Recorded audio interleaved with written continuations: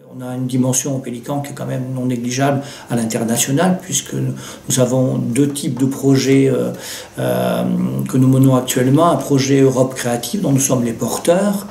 Ce projet Europe Créative, c'est un projet que nous avons mené suite à un autre qui accompagne un projet porté par des Slovènes. Il s'appelle Heidi Babylone. Quelle vision nouvelle a-t-on de l'adolescence et de la jeunesse en matière de regard sur les migrants? Qu'est-ce que les migrants dans les différents pays d'accueil ou de non-accueil d'ailleurs amènent comme regard neuf? Ces jeunes gens ont beaucoup de choses à dire et travailler sur leur enfance, travailler sur leur culture d'origine est pour nous quelque chose d'essentiel. Et le projet européen permet ça. Nous sommes allés déjà dans différents pays.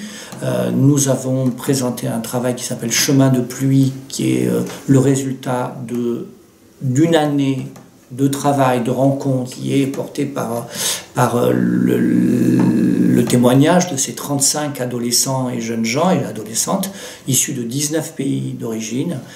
Et donc moi j'ai écrit ce texte qui s'appelle Chemin de pluie et nous l'avons joué dans différents endroits, à Clermont et ailleurs, et nous arrivons là depuis 3 semaines de Hongrie.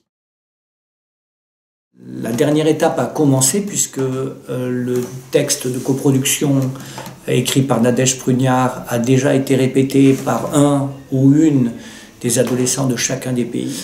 Ils ont déjà travaillé en Allemagne, là ils vont travailler en Italie, ensuite ils vont travailler à Londres avec Albany Théâtre, et ensuite en Slovénie, chaque fois une semaine avec chacun des 6 participants, et la création a lieu en février prochain en Slovénie, et ensuite chaque pays va l'accueillir jusqu'en fin mai, et nous l'accueillerons au Pélican les 6 et 7 avril l'année prochaine, à la suite du festival de la Corosado.